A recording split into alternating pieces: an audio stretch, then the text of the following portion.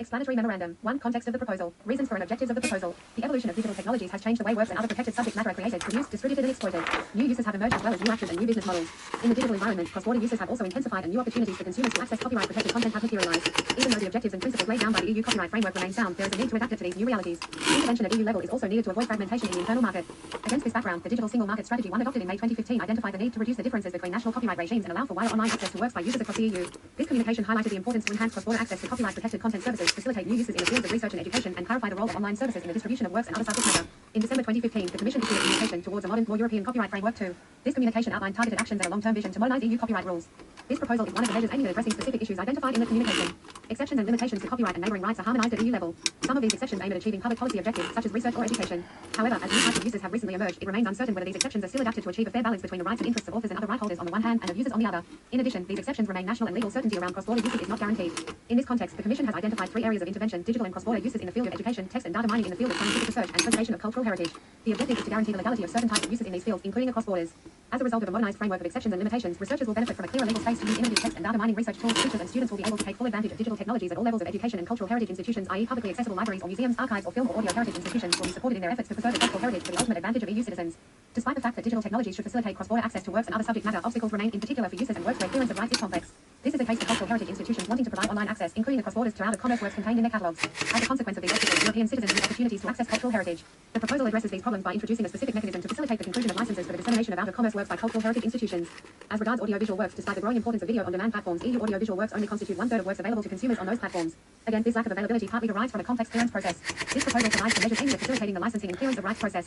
This would ultimately facilitate consumers' cross-border access to copyright-protected content. Evolution of digital technologies has led to the emergence of new business models and reinforced the role of the internet as a main marketplace for the distribution and access to copyright-protected content. In this new framework, right holders face difficulties when seeking to license their rights and be remunerated for the online distribution of their works. This could put at risk the development of European creativity and production of creative content. It is therefore necessary to guarantee that authors and right holders receive a fair share of the value that is generated by the use of their works and other subject matter. Against this background, this proposal provides for measures aimed at improving the position of right holders to negotiate and be remunerated for the exploitation of their content by online services giving access to user-uploaded content. A fair sharing of value is also necessary to ensure the sustainability of the press publication sector. Press publishers are facing difficulties in licensing their publications online and obtaining a fair share of the value they generate. This could ultimately affect citizens' access to information. This proposal provides for new rights for press publishers aiming at facilitating online licensing of their publications, the recoupment of their investment, and the enforcement of their rights. It also addresses existing legal uncertainty as regards the possibility for all publishers to receive a share in the compensation for users of works under an exception. Finally, authors and performers often have a weak bargaining position in their contractual relationships when licensing their rights. In addition, transparency on the revenue generated by the use of their works or performances often remains limited. This ultimately affects the remuneration of the authors and performers. This proposal includes measures to improve transparency and better balance contractual relationships between authors and performers and those to whom they assign their rights. Overall, the measures proposed in Part 19 of the proposal aiming at achieving a well-functioning marketplace for copyright are expected to have in the medium term a positive impact on the production and availability of content and on media pluralism to the ultimate benefit of consumers. Consistency with existing policy provisions in the policy area, the Digital Single Market Strategy puts forward a range of initiatives with the objective of creating an internal market for digital content and services. In December 2015, a first step has been undertaken by the adoption by the Commission of a proposal for a regulation of the European Parliament and of the Council on ensuring the cross-border portability of online content services in the internal market 3. The present proposal aims at addressing several of the targeted actions identified in the communication towards a modern, more European copyright framework. Other actions identified in this communication are covered by the proposal for a regulation of the European Parliament and of the Council laying down rules on the exercise of copyright and related rights applicable to certain online transmissions of broadcasting organizations and retransmissions of television and radio programs. 4. The proposal for a regulation of the European Parliament and of the Council on the cross-border exchange between the Union and third countries of accessible format copies of certain works and other subject matter protected by copyright and related rights for the benefit of persons who are blind, visually impaired or otherwise print disabled. 5. And the proposal for a directive of the European Parliament and of the Council on certain permitted uses of works and other subject matter protected by copyright and related rights for the benefit of persons who are blind, visually impaired or otherwise print disabled, and amending Directive 2001/29/EC on the harmonization of certain aspects of copyright and related rights in the information society. 6. Adopted on the same date of this proposal for a directive. This proposal is consistent with the existing EU copyright legal framework. This proposal is based upon and complements the rules laid out in Directive 96/9/EC7, Directive 2001/29/EC8, Directive 2006/115/EC9, Directive 2009/24/EC10, Directive 2012/28/EU11, and Directive 2014/26/EU12. Those directives, as well as this proposal, contribute to the functioning of the internal market, ensure a high level of protection for right holders, and facilitate the clearance of rights. This proposal complements Directive 2010/13/EU13 and the Proposal 14 amending it. Consistency with other union policies. This proposal will facilitate education and research, improve dissemination of European cultures, and positively impact cultural diversity. This directive is therefore consistent with Articles 165, 167, and 179 of the Treaty on the Functioning of the European Union (TFEU). Furthermore, this proposal contributes to promoting the interests of consumers in accordance with the EU policies in the field of consumer protection in Article 169 TFEU by allowing a wider access to a use of copyright-protected content. 2. Legal basis, subsidiarity and proportionality. Legal basis. The proposal is based on Article 114 TFEU. This article confers on the EU the power to adopt measures which have as their object the establishment and functioning of the internal market. Subsidiarity for non-exclusive precedents. Its exceptions and limitations to copyright and related rights are harmonized at EU level. The margin of removal of member states creating or adapting them is limited. In addition, intervention at national level would not be sufficient in view of the cross-border nature of the identified issues. EU intervention is therefore needed to achieve full legal certainty in regards to cross-border use in the fields of research, education, and cultural heritage. Some national initiatives have already been developed to facilitate dissemination of and access to out-of-commerce works. However, these initiatives only exist in some member states and are only applicable on the national territory. EU intervention is therefore necessary to ensure that licensing mechanisms for the access and dissemination of out-of-commerce works are in place in all member states and to ensure their cross-border effect. As regards online exploitation of audiovisual works, to push for the availability of European works on video on demand platforms across the EU, there is a need to facilitate negotiations and licensing agreements in all member states. Online distribution of copyright-protected content is by essence only mechanisms decided at European level could ensure a well-functioning marketplace for distribution of works and other subject matter and ensure the sustainability of the publishing sector in the face of challenges of the digital environment. Finally, authors and performers should enjoy in all member states a high level of protection established by EU legislation. In order to do so and to prevent discrepancies across member states, it is necessary to set an EU common approach to transparency requirements and mechanisms allowing for the adjustment of contracts in certain cases as well as for the resolution of disputes. Proportionality. The proposal provides for mandatory exceptions for member states to implement. These exceptions target key public policy objectives and users with a cross-border dimension. Exceptions also contain conditions that ensure the preservation of functioning markets and right holders' interests and incentives to create and invest. When relevant and while ensuring that the objectives of the directive are met, room for national decision has been preserved. The proposal requires member states to establish mechanisms aiming at facilitating the clearance of copyright and related rights in the fields of out-of-commerce works and online exploitation of audiovisual works. Whereas the proposal aims at ensuring the wider access and dissemination of content, it does so while preserving the rights of authors and other right holders. Several safeguards are put in place to that effect, e.g. opt-out possibilities, preservation of licensing possibilities, participation in the negotiation forum on a voluntary basis. The proposal does not go further than what is necessary to achieve the intended aim while leaving sufficient room for member states to make decisions as regards the specifics of these mechanisms and does not impose disproportionate costs. The proposal imposes obligations on some information society services. However, these obligations remain reasonable in view of the nature of the services covered, the significant impact of these services on the online content market and the large amounts of copyright-protected content stored by these services. The introduction of a related right for press publishers would improve legal certainty in their bargaining position, which is the pursued objective. The proposal is proportionate as it only covers press publications and digital uses. Furthermore, the proposal will not affect retroactively any acts undertaken or rights acquired before the date of transposition. The transparency obligation contained in the proposal only aims at rebalancing contractual relationships between creators and their contractual counterparts while respecting contractual freedom. Choice of the instrument. The proposal relates to, and in some instances modifies existing directives. It also leads, when appropriate and taking into account the aims to be achieved, margin of maneuver for member states while ensuring that the objective of a functioning internal market is met. The choice of a directive is therefore adequate. 3. Results of ex-post evaluation, stakeholder consultations and impact assessment. Ex-post evaluation, with respect to existing legislation. The Commission carried out a review of the existing copyright rules between 2013 and 2016 with the objective to ensure that copyright and copyright-related practices stay fit for purpose in the new digital context. 15.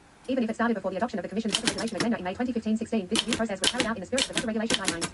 The review process highlighted in particular problems with the implementation of certain exceptions and their lack of cross-border effect. 17 and pointed out to difficulties in the use of copyright-protected content, notably in the digital and cross-border contexts that have emerged in recent years.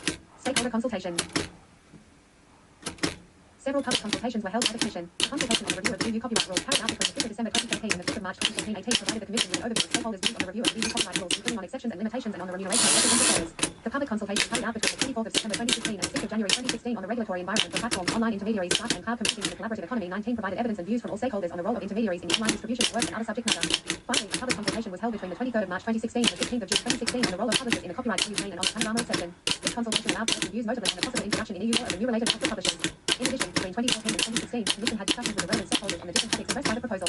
Collection and use of expertise. Legal 20 and economic 21 studies have been conducted on the application of Directive 2001/29/EC on the economic impact of adapting some exceptions and limitations on the legal framework of text and data mining on the restoration of authors and performers.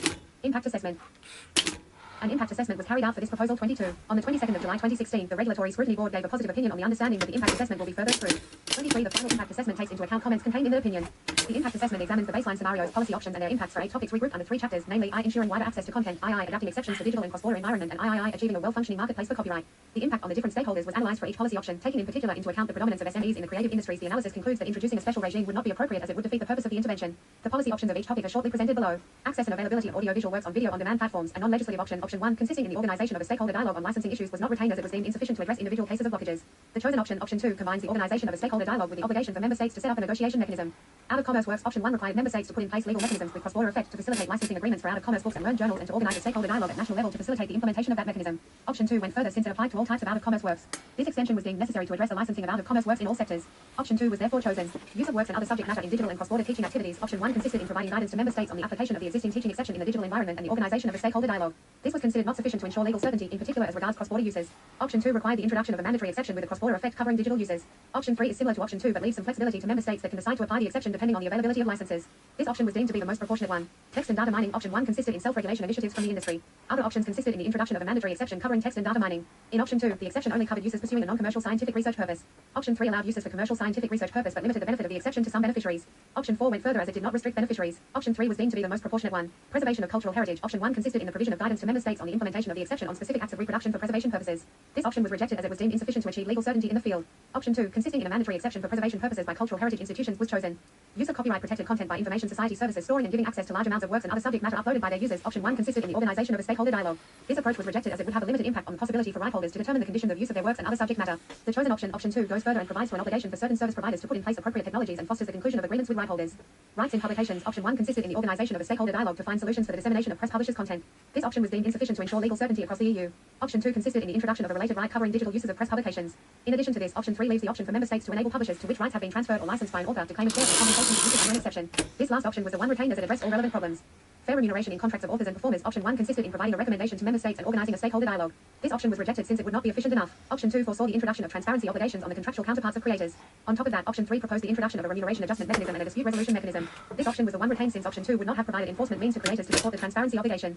For the uses covered by the exceptions, the proposal will allow educational establishments, public interest research institutions, and cultural heritage institutions to reduce transaction costs. This reduction of transaction costs does not necessarily mean that right holders will suffer a loss of income or licensing revenues. The scope and conditions of the exceptions ensure that right holders will suffer minimal harm. The impact on SMEs in these fields, in particular scientific and educational purposes, and on their business model should therefore be limited.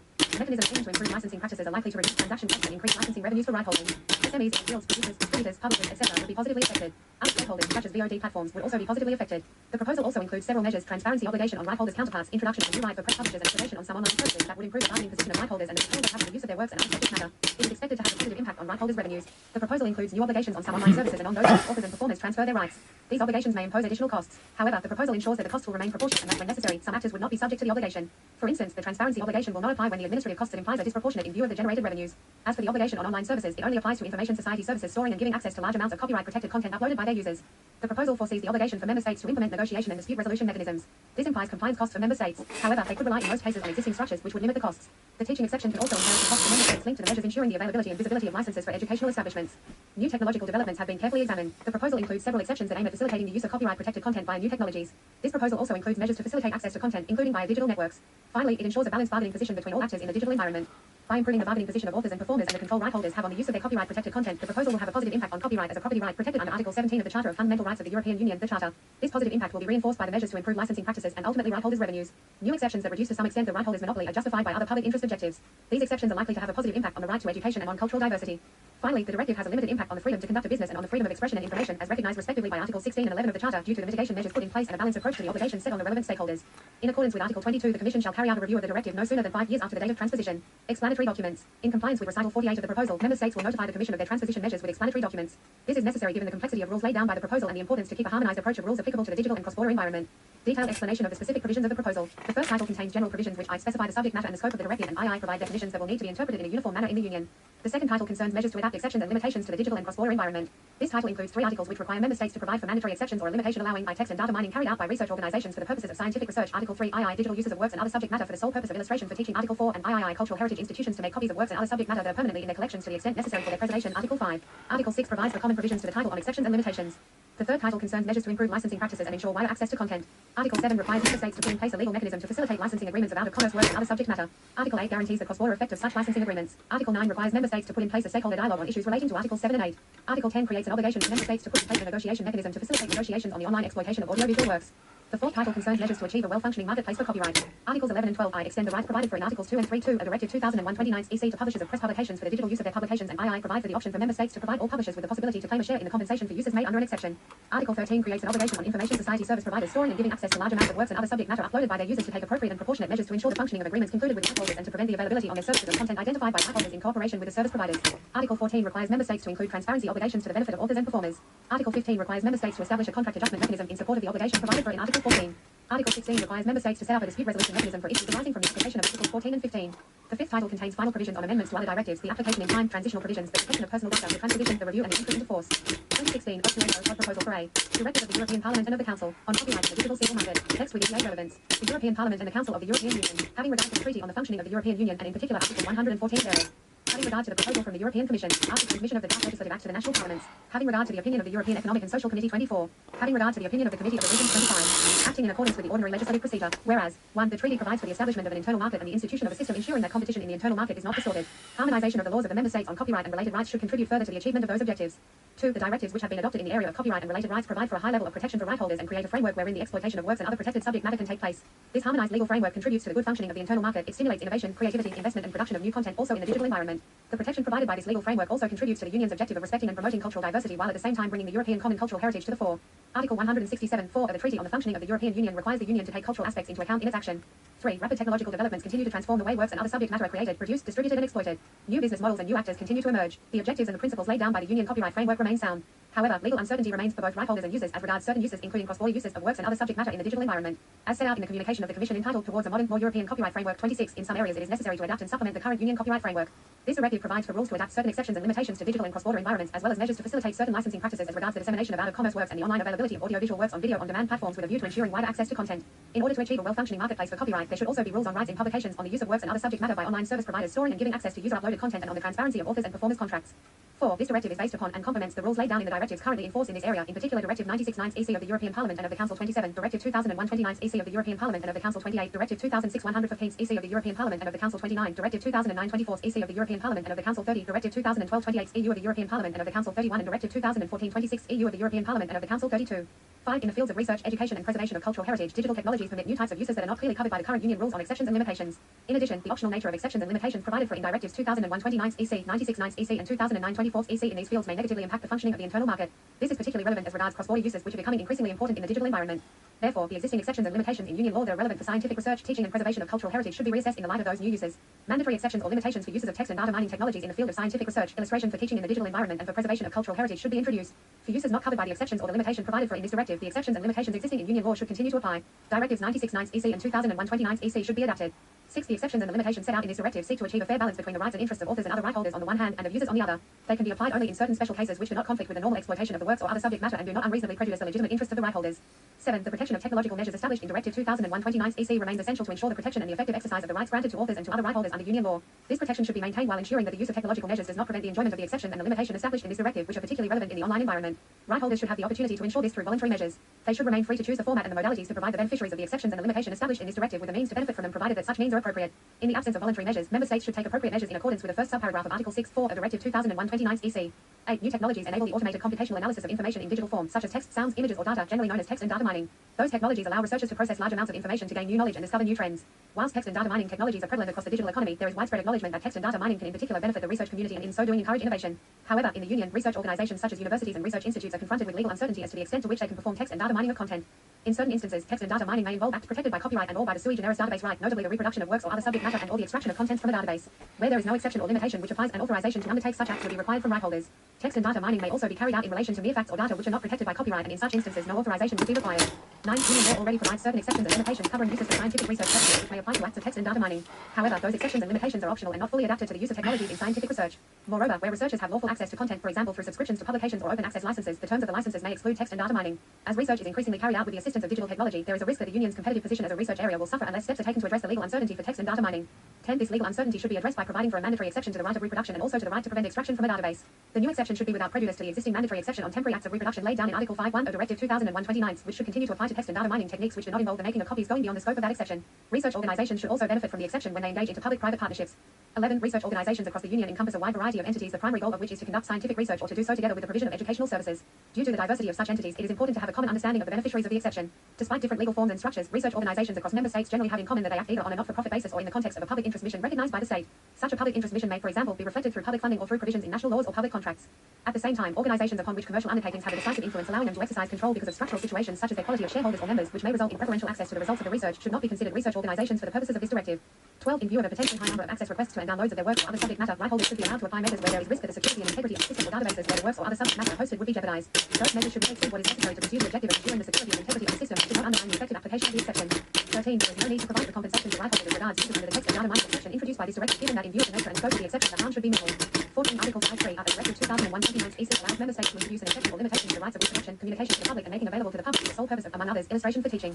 In addition, Articles 6(2)(b) and 9(b) of Directive 96/9 EC permit the use of a database and the extraction or reutilization of a substantial part of its contents for the purpose of illustration for teaching. The scope of those exceptions or limitations as they apply to digital uses is unclear. In addition, there is a lack of clarity as to whether those exceptions or limitations would apply where teaching is provided online and thereby at a distance. Moreover, the existing framework does not provide for a cross-border effect.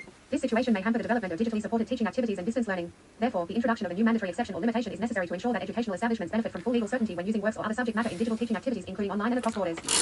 While distance learning and cross-border education programs are mostly developed at higher education level, digital tools and resources are increasingly used at all education levels, in particular to improve and enrich the learning experience.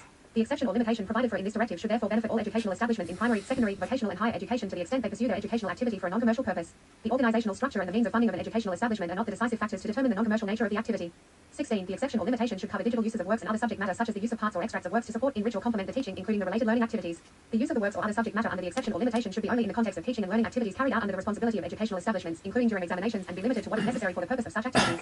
The exception or limitation should cover both uses through digital means in the classroom and online uses through the educational establishment's secure electronic network, the access to which should be protected, notably by authentication procedures. The exception or limitation should be understood as covering the specific accessibility needs of persons with a disability in the context of illustration for teaching. 17 different arrangements based on the implementation of the exception provided for in Directive 2001/29/EC or on licensing agreements covering those uses are in place in a number of member states in order to facilitate educational uses of works and other subject matter. Such arrangements have usually been developed taking account of the needs of educational establishments and different levels of education. Whereas it is essential to harmonise the scope of the new mandatory exception or limitation in relation to digital uses and cross-border teaching activities, the modalities of implementation may differ from a member state to another to the extent they do not hamper the effective application of the exception or limitation or cross-border uses. This should allow member states to build on the existing arrangements concluded at national level. In particular, member states could decide to subject the application of the exception or limitation fully or partially to the availability of adequate licenses covering at least the same uses as those allowed under the exception. This mechanism would, for example, allow giving precedence to licenses for materials which are primarily intended for the educational market. In order to avoid that such mechanism results in legal uncertainty or administrative burden for educational establishments, member states adopting this approach should take concrete measures to ensure that licensing schemes allowing digital uses of works or other subject matter for the purpose of illustration for teaching are easily available and that educational establishments are aware of the existence of such licensing schemes. 18. An act of preservation may require a reproduction of a work or other subject matter in the collection of a cultural heritage institution and consequently the authorization of the relevant right holders. Cultural heritage institutions are engaged in the preservation of their collections for future generations. Digital technologies offer new ways to preserve the heritage contained in those collections, but they also create new challenges. In view of these new challenges, it is necessary to adapt the current legal framework by providing a mandatory exception to the right of reproduction in order to allow those acts of preservation. 19. Different approaches in the member states for acts of preservation by cultural heritage institutions hamper cross-border cooperation and the sharing of means of preservation by cultural heritage institutions in the internal market, leading to an inefficient use of resources.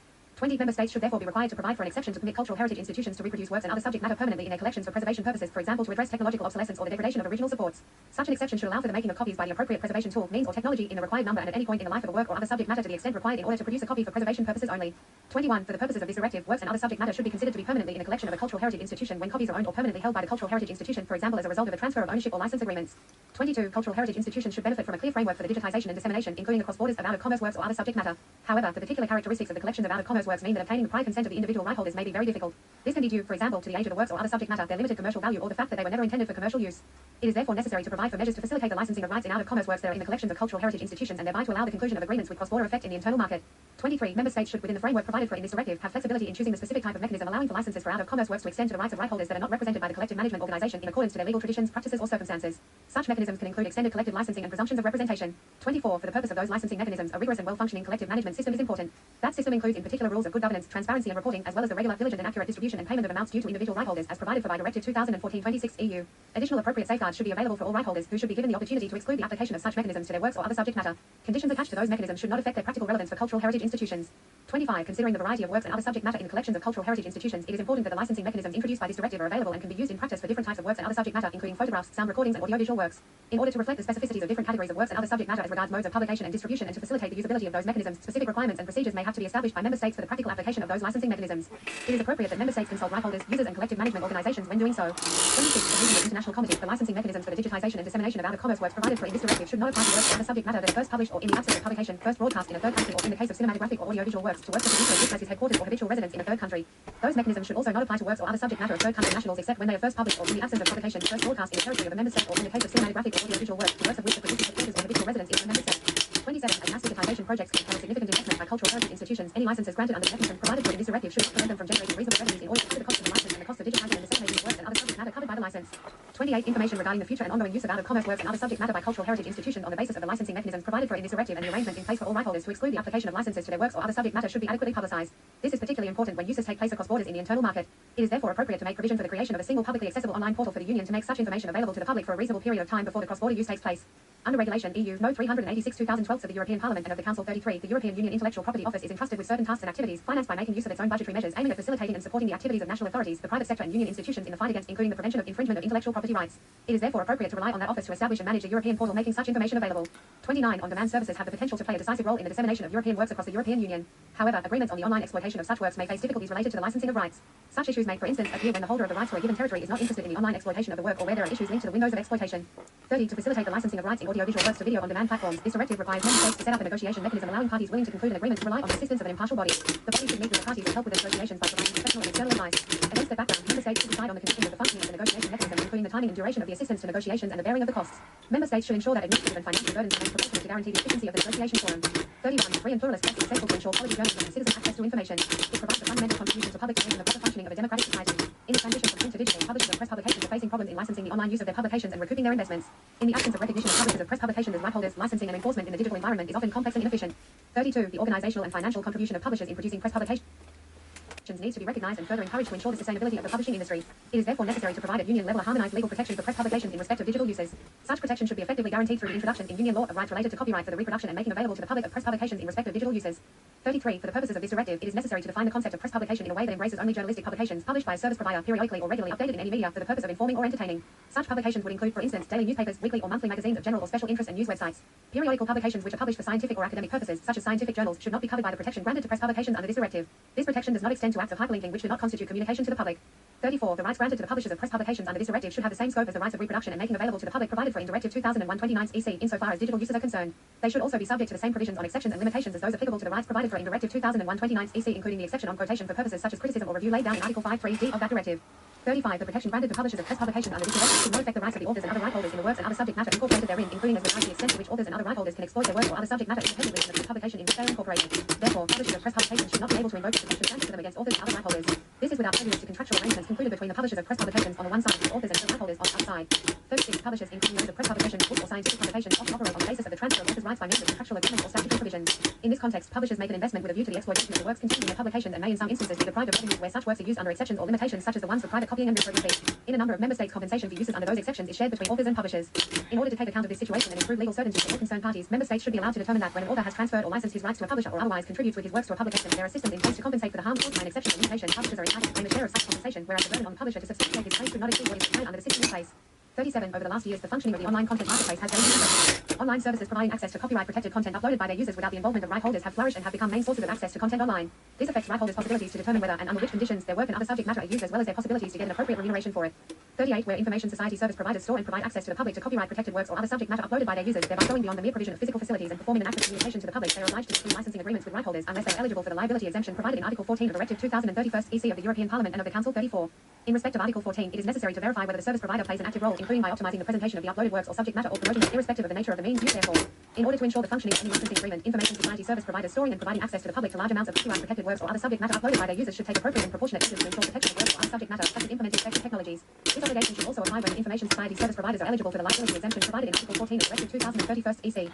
39. Collaboration between information society service providers storing and providing access to the public to large amounts of copyright-protected works or other subject matter uploaded by their users and right holders is essential for the functioning of technologies such as content recognition technologies. In such cases, right holders should provide the necessary data to allow services to identify their content, and the services should be transparent towards right holders with regard to the deployed technologies to allow the assessment of their appropriateness. The services should in particular provide right holders with information on the type of technologies used, the way they are operated, and their success rate for the recognition of right holders' content. Those technologies should also allow right holders to get information from the information society service providers on the use of their content covered by an agreement. 40. Certain right holders such as authors and performers need information to assess the economic value of their rights, which are harmonized under union law. This is especially the case where such right holders grant a license or a transfer of rights in return for remuneration. As authors and performers tend to be in a weaker contractual position when they grant licenses or transfer their rights, they need information to assess the continued economic value of their rights compared to the remuneration received for their license or transfer, but they often face a lack of transparency. Therefore, the sharing of adequate information by their contractual counterparts or their successors in title is important for the transparency and balance in the system that governs the remuneration of authors and performers. 41. When implementing transparency obligations, the specificities of different content sectors and of the rights of the authors and performers in each sector should be considered. Member states should consult all relevant stakeholders as they should help determine sector-specific requirements. Collective bargaining should be considered as an option to reach an agreement between the relevant stakeholders regarding transparency. To enable the adaptation of current reporting practices to the transparency obligations, a transitional period should be provided for. The transparency obligations do not need to apply to agreements concluded with collective management organizations, as those are already subject to transparency obligations under Directive 2014/26 EU. 42. Certain contracts for the exploitation of rights harmonized at union level are of long duration, offering few possibilities for authors and performers to renegotiate them with their contractual counterparts or their successors in title. Therefore, without prejudice to the law applicable to contracts in member states, there should be a remuneration adjustment mechanism for cases where the remuneration originally agreed under a license or a transfer of rights is disproportionately low compared to the relevant revenues and the benefits derived from the exploitation of the work or the fixation of the performance, including in light of the transparency ensured by this directive. The assessment of the situation should take account of the specific circumstances of each case as well as of the specificities and practices of the different content sectors. Where the parties do not agree on the adjustment of the remuneration, the author or performer should be entitled to bring a claim before a court or other competent authority. 43. Authors and performers are often reluctant to enforce their rights against their contractual partners before a court or tribunal. Member states should therefore provide for an alternative dispute resolution procedure that addresses claims related to obligations of transparency and the contract adjustment mechanism. 44. The objectives of this directive, namely the modernization of certain aspects of the union copyright framework to take account of technological developments and new channels of distribution of protected content in the internal market, cannot be sufficiently achieved by member states but can rather, by reason of their scale, effects and cross-border dimension, be better achieved at union level. Therefore, the union may adopt measures in accordance with the principle of subsidiarity as set out in Article 5 of the Treaty on European Union. In accordance with the principle of proportionality as set out in that article, this directive does not go beyond what is necessary in order to achieve those objectives. 45. This directive respects the fundamental rights and observes the principles recognized in particular by the Charter of Fundamental Rights of the European Union. Accordingly, this directive should be interpreted and applied in accordance with those rights and principles. 46. Any processing of personal data under this directive should respect fundamental rights, including the right to respect for private and family life and the right to protection of personal data under Articles 7 and 8 of the Charter of Fundamental Rights of the European Union, and must be in compliance with Directive 95/46 EC of the European Parliament and of the Council 35 and Directive 2002/58 EC of the European Parliament and of the Council 36. 47. In accordance with the Joint Political Declaration of the 28th of September 2011 of Member States and the Commission on Explanatory Documents 37, Member States have undertaken to accompany in justified cases the notification of their transposition measures with one or more documents explaining the relationship between the components of the directive and the corresponding parts of national transposition instruments. With regard to this directive, the legislator considers the transmission of such documents to be justified. As adopted this directive, Title General Provisions, Article 1, Subject Matter and Scope. 1. This directive lays down rules which aim at further harmonizing the Union law applicable to copyright and related rights in the framework of the internal market, taking into account in particular digital and cross-border uses of protected content. It also lays down rules on exceptions and limitations on the facilitation of licenses as well as rules aiming at ensuring a well-functioning marketplace for the exploitation of works and other subject matter. 2. Except in the cases referred to in Article 6, this directive shall leave intact and shall in no way affect existing rules laid down in the directives currently in force in this area, in particular Directives 96/9 EC, 2001/29 EC, 2006/115 EC, 2009/24 EC, 2012/28 EU and 2014/26 EU. Article 2. Definitions. For the purposes of this directive, the following definitions shall apply. For the purposes of this directive, the following definitions shall apply. 1. Research organization means a university, a research institute, or any other organization, the primary goal of which is to conduct scientific research or conduct scientific research and provide educational services on a non-for-profit basis or by investing all the profits in its scientific research. 4. B. Pursuant to a public interest mission recognized by a member state in such a way that the access to results generated by the scientific research cannot be enjoyed on a preferential basis by an undertaking exercising a decisive influence upon such organization. 2. Text and data mining means any automated analytical technique aiming to analyze text and data in digital form in order to generate information such as patterns, trends, and correlations. 3. Cultural heritage institution means a publicly accessible library, museum, an archive, or film or audio heritage institution. 4. Press publication means a fixation of a collection of literary works of journalistic nature, which may also comprise other works or subject matter and constitutes an individual item of periodical or regularly updated publication under a single title, such as a newspaper or general or special interest magazine, having the purpose of providing information related to news or other topics and published in a media initiative. Editorial responsibility and control of the service provider. Title 2. Measures to adapt exceptions and limitations to the digital and cross-border environment. Article 3. Text and data mining. 1. Member states shall provide for an exception to the rights provided for in Article 2 of Directive 2001/29 EC. Articles 5 and 7, 1 of Directive 96/9 EC and Article 11, 1 of this directive for reproductions and extractions made by research organizations in order to carry out text and data mining of works or other subject matter to which they have lawful access for the purposes of scientific research. 2. Any contractual provision contrary to the exception provided for in paragraph 1 shall be unenforceable. 3. Right holders shall be allowed to apply measures to ensure the security and integrity of the networks and databases where works or other subject matter are hosted. Such measures shall not go beyond what is necessary to achieve that objective. 4. Member states shall encourage right holders and research organizations to define commonly agreed best practices concerning the application of the measures referred to in paragraph 3. Article 4. Use of works and other subject matter in digital and cross-border teaching activities. 1. Member states shall provide for an exception or limitation to the rights provided for in Articles 2 and 3 of Directive 2001/29 EC. Articles 5 and 7, 1 of Directive 96/9 EC, Article 4, 1 of Directive 2009/24 EC, and Article 11, 1 of this directive in order to allow for the digital use of works and other subject matter for the sole purpose of illustration for teaching to the extent justified by non-commercial purpose to be achieved, provided that the use takes place on the premises of an educational establishment or through a secure electronic network accessible only by educational establishments, pupils or students and teaching staff. B is accompanied by indication of the source, including the author's name, unless this turns out to be impossible. 2. Member states may provide that the exception adopted pursuant to paragraph 1 does not apply generally as regards specific types of works or other subject matter to the extent that adequate licenses authorized in the act described in paragraph 1 are easily available in the market. Member states availing themselves of the provision of the first subparagraph shall take the necessary measures to ensure appropriate availability and visibility of the licenses authorized in the act described in paragraph 1 for educational establishments. 3. The use of works and other subject matter for the sole purpose of illustration for teaching through secure electronic networks undertaken in compliance with the provisions of national law adopted pursuant to this article shall be deemed to occur solely in the member state where the educational establishment is established. 4. Member states may provide for fair compensation for the harm incurred by right holders due to the use of their works or other subject matter pursuant to paragraph 1. Article 5. Preservation of cultural heritage. Member states shall provide for an exception to the rights provided for in Article 2 of Directive 2001/29 EC, Articles 5 and 7, 1 of Directive 96/9 EC. Article 4, 1 of Directive 2009/24 EC and Article 11, 1 for this directive permitting cultural heritage institutions to make copies of any works or other subject matter permanently in their collections in any format or medium for the sole purpose of the preservation of such works or other subject matter and to the extent necessary for such preservation. Article 6. Common provisions. Article 5, 5 and the first, third, and fifth subparagraphs of Article 6, 4 of Directive 2001/29 EC shall apply the exceptions and limitation provided for under this title. Title 3. Measures to improve licensing practices and ensure wider access to content. Chapter 1. Out-of-commerce works. Article 7. Use of out-of-commerce works by cultural heritage institutions. 1. Member states shall provide that one collective management organization, on behalf of its members, concludes a non-exclusive license for non-commercial purposes with a cultural heritage institution for the digitization, distribution, communication to the public, or making available of out-of-commerce works or other subject matter permanently in a collection of the institution. Such a non-exclusive license may be extended or presumed to apply to right holders of the same category as those covered by the license who are not represented by the collective management organization, provided that the collective management organization is, on the basis of mandates from right holders, broadly represented right holders in a category of works or other subject matter and of the rights which are the subject of the license. B. Equal treatment is guaranteed to all right holders in relation to the terms of the license. C. All right holders may at any time object to the works or other subject matter being deemed to be out-of-commerce and exclude the application of the license to the works or other subject matter. 2. A work or other subject matter shall be deemed to be out-of-commerce when the whole work or other subject matter, in all its translations, versions, and manifestations, is not available to the public through customary channels of commerce and cannot be reasonably expected to become so. Member states shall, in consultation with right holders, collective management organizations, and cultural heritage institutions, ensure that the requirements used to determine whether works and other subject matter can be licensed in accordance with paragraph 1 do not extend beyond what is necessary and reasonable and do not preclude the possibility to determine the out-of-commerce status of a collection as a whole. But it is reasonable to presume that all works or other subject matter in the collection are out-of-commerce. 3. Member states shall provide that appropriate publicity measures are taken regarding the deeming of works or other subject matter as out-of-commerce. B. The license, and in particular its application to unrepresented right holders. C. The possibility of right holders to object referred to in point C of paragraph 1, including during a reasonable period of time before the works or other subject matter are digitized, distributed, communicated to the public, or made available. 4. Member states shall ensure that the licenses referred to in paragraph 1 are sought from a collective management organization is representative for the member state where the works or phonograms were first published or, in the absence of publication, where they were first broadcast, except for cinematographic and audiovisual works. B. The producers of the works have their headquarters or habitual residence. For cinematographic and audiovisual works. 4. C. The cultural heritage institution is established when a member state or a third country could not be determined after reasonable efforts, according to points on the B. 5. Paragraphs 1, 2, and 3 shall not apply to the works or other subject matter of third country nationals except where points on the B. Where paragraph 4 apply. Article 8. Cross-border uses 1. Works or other subject matter covered by license granted in accordance with Article 7 that may be used by a cultural heritage institution in accordance with the terms of the license in all member states. 2. Member states shall ensure that information that allows the identification of the works or other subject matter covered by license granted in accordance with Article 7 and information about the possibility of right holders to object referred to in Article 7.1c are made publicly accessible in a single online portal for at least 6 months before the works or other subject matter are digitized, distributed, communicated to the public, or made available in member states other than one where the license is granted and for the whole duration of the license. 3. The portal referred in paragraph 2 shall be established and managed by the European Union Intellectual Property Office in accordance with Regulation EU No 386/2012. Article 9. Stakeholder dialogue. Member states shall ensure regular dialogue between representative users and right holders organizations and any other relevant stakeholder organizations. 2. On a sector-specific basis, foster the relevance and usability of the licensing mechanisms referred to in Article 7. 1. Ensure the effectiveness of the safeguards for right holders referred to in this chapter, notably as regards publicity measures and, where applicable, assist in the establishment of the requirements referred to in the second subparagraph of Article 7. 2. Chapter 2. Access to and availability of audiovisual works on video on demand platforms. Article 10. Negotiation mechanism. Member states shall ensure that where parties wishing to conclude an agreement for the purpose of making available audiovisual works on video on demand platforms face difficulties relating to the licensing rights, they may rely on the assistance of an impartial body with relevant experience. That body shall provide assistance in negotiation and help reach agreements. No later than the date mentioned in Article 21. 1. Member states shall notify to the Commission of the body referred in paragraph 1. Title IV measures to achieve a well-functioning marketplace for copyright. Chapter 1. Rights in publications. Article 11. Protection of press publications concerning digital uses. 1. Member states shall provide publishers of press publications with the rights provided for in Article 2 and Article 3. 2. Directive 2001/29 EC for the digital use of their press publications. 2. The rights referred in paragraph 1 shall be intact and shall in no way affect any rights provided for any authors and other right holders in respect of the works and other subject matter incorporated in a press publication. Such rights may not be invoked against those authors and other right holders and, in particular, may not deprive them of their right to exploit the works and other subject matter independently from the press publication in which they are incorporated. 3. Articles 5 to 8 of Directive 2001/29 EC and Directive 2012/28 EU shall apply mutatis mutandis in respect of the rights referred in paragraph 1. 4. The rights referred in paragraph 1 shall expire 20 years after the publication of the press publication. This term shall be calculated from the first day of January of the year following the date of publication. Article 12. Claims to fair compensation. Member states may provide that where an author has transferred or licensed a right to a publisher, such a transfer or license constitutes a sufficient legal basis for the publisher to claim a share of the compensation for the uses of the work made under exception or limitation to the transferred or licensed right. Chapter 2. Certain uses of protected content by online services. Article 13. Use of protected content by information society service providers storing giving access to large amounts of works and other subject matter uploaded by their users. 1. Information society service providers that store and provide to the public access to large amounts of works or other subject matter uploaded by their users shall, in cooperation with right holders, take measures to ensure the functioning of agreements concluded with right holders for the use of their works or other subject matter or to prevent the availability of other services of works or other subject matter identified by right holders through the cooperation with the service providers. Those measures, such as the use of effective content recognition technologies, shall be appropriate and proportionate. The service providers shall provide right holders with adequate information on the functioning and the deployment of the measures, as well as, when relevant, adequate reporting on the recognition and use of the works and other subject matter. 2. Member states shall ensure that the service providers referred in paragraph 1 put in place complaints and redress mechanisms that are available to users in case disputes over the application of the measures referred to in paragraph 1. 3. Member states shall facilitate, where appropriate, the cooperation between information society service providers and right holders through stakeholder dialogues to define best practices. Such as appropriate and proportionate content recognition technologies, taking into account, among others, the nature of the services, the availability of the technologies, and their effectiveness in light of technological developments. Chapter 3. Fair remuneration and contracts of authors and performers. Article 14. Transparency. Application 1. Member states shall ensure that authors and performers receive on a regular basis and taking into account the specificities of each sector, timely, adequate, and sufficient information on the exploitation of their works and performances from those to whom they have licensed or transferred their rights. Notably as regards modes of exploitation, revenues generated, and remuneration due. 2. The obligation in paragraph 1 shall be proportionate and effective and shall ensure an appropriate level of transparency in every sector.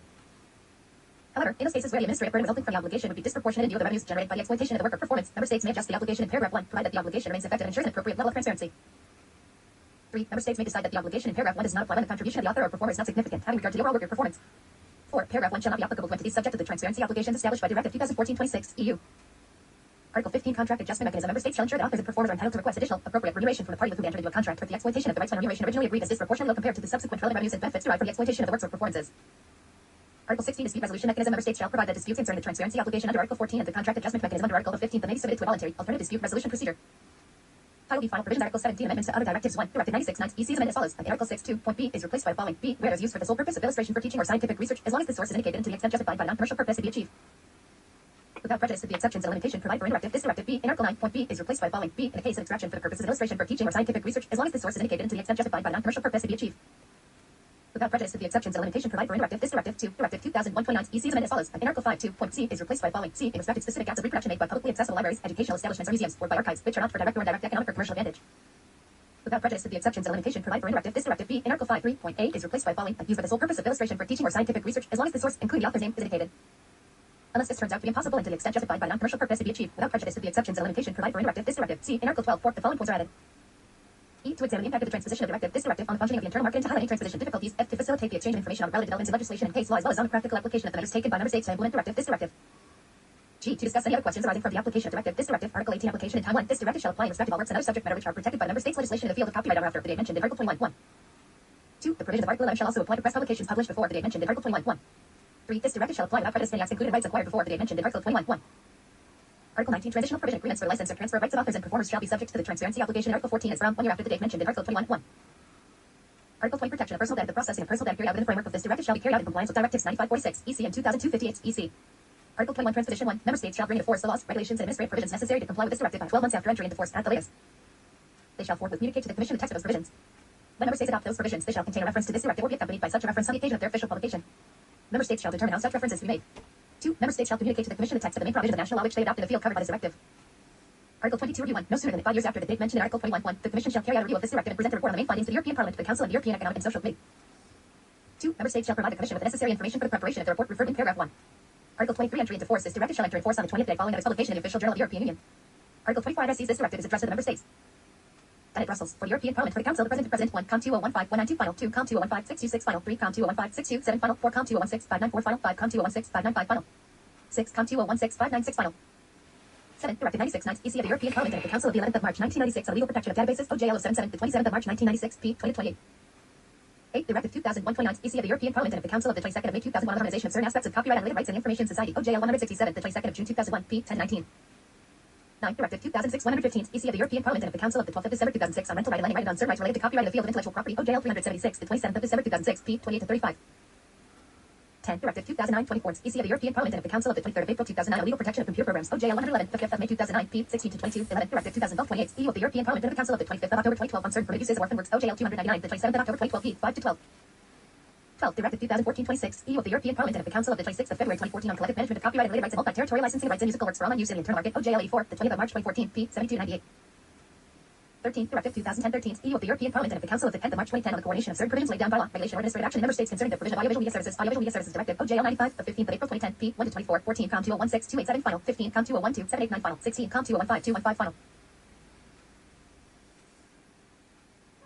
17. Covering, respectively, the exceptional illustration for teaching and research as it relates to text and deadline and on specific acts of reproduction as it relates to preservation.